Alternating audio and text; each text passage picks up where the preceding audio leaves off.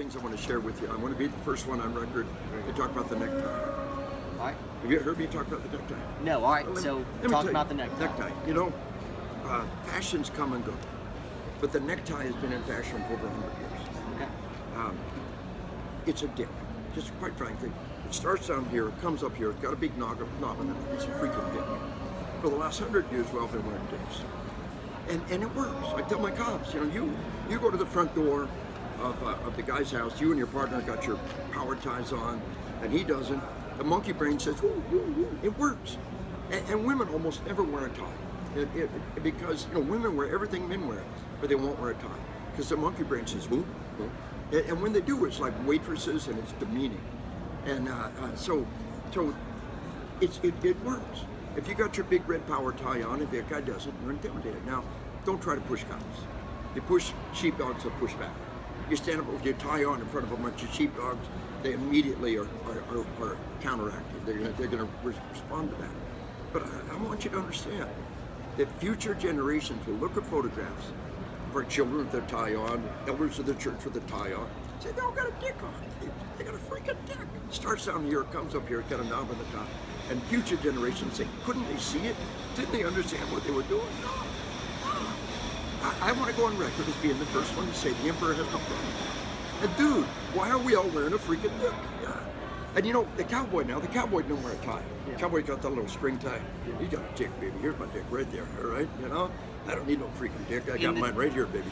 A psychologist truly in the Freudian sense. Yes. Is that okay? Yeah. Like, so, and it's more than just phallic symbol. It works. If I were to write a book, I doubt I would agree with everything I wrote in my book. And that being said, I didn't just take your books like hook, line, and sinker. Like everything is like, I didn't like the, just the Freudian war is sex and sex is war. And I think you had a point. There is an intimacy factor, but here we are talking ties again. We come back to Freud again. Freud, I used to teach intro psych. Like, And I tell my students, you don't have to buy Freud. I don't buy Freud. Yeah. But you got to understand. Well, he was in fact a genius. I've definitely studied the life and worldview of Sigmund Freud. Real cool book I read.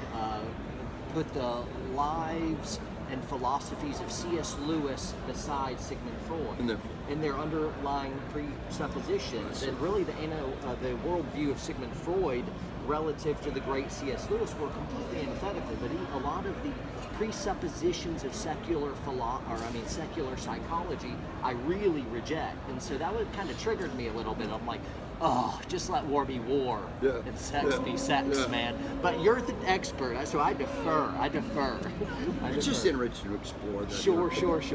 But what pushback have you gotten from some of your books? Like, so I just gave you some, and understand. Please receive it with the greatest respect. Absolutely. Nobody agrees on everything. Of course. I don't even agree with everything. What kind of pushback? Well, the number one is on killing, where people take these outliers, these exceptions. How can you say that we're not natural killers? How can you say, look at all the people killing out there? Well, look at the 99.9% who aren't. Explain that to me. And that's what they miss. It's like the number one factor that people say, oh, when man is a killer, we're all killers. Look at history, look at this. When the truth is the opposite. Right. So on killing, 1 out of every 50,000 rounds fired in Vietnam would actually strike an enemy soldier. That's what research tells us. And amazing, by the way. That just shocked me. I'm like, please tell me that's not true. But it kind of has the ring of truth as well. So what if it was a factor of the nature of the war? We were firing miniguns from from AC-130s and early from C-47s. We were doing just spray and pray into the jungles. Right. We had what they call a mad minute when everybody, the crazy things were happening, and that some of the dynamics of the war. But there really was a lot of spraying and praying. Yeah. Whereas what we've done, we empowered shooting, but we haven't completely empowered accurate shooting. Right. Our simunition force engagements brought it to the next level. Do you believe in terms of the common, and this is an Instagram or Facebook question that I got fielded from one of these guys, do you think the percentages of actual killers and well-placed rounds on target, not pulling it off target, lifting high, do you think that's increased? Absolutely. I think so we're moving in the right direction. Absolutely. On the battlefield today, with our reality-based force-on-force engagements, I recommend a book for you. The Training at the Speed of Life. I wrote the foreword to it. The author is Ken Murray, one of the smartest guys on the planet, one of the inventors of simulation, Training at the Speed of Life. I wrote the foreword to it, and I think there is absolutely no doubt that this training has brought us to new levels. NYPD puts the reality-based force-on-force training in place. The following year, they fire half as many shots, get 3 times as many hits. That's great. Fantastic. Yeah. Fantastic. That's great. We're getting better at training. We're getting better at fighting. We're getting better at protecting. That's fantastic. Cool. Let me consult my notes. So I get a lot about this, and this is a pretty incendiary topic. How do you feel about women in combat arms? Yeah. You know, the female PT test is a completely different standard. Sure, and what I really wanted you to talk to, and I've got a lot of, I've got women followers. They're working hard. They are very able to protect people. They're good gals, and I respect them. Law enforcement. We see female law enforcement officers performing by every standard as well as men's. And I wanted you to speak not as much to the physical, but more to the sociological or the psych. I just don't have a lot to contribute to that. Right? Okay, very good. I really don't. Just one. Our females, every time we do a PT test, we know they're held to a different standard.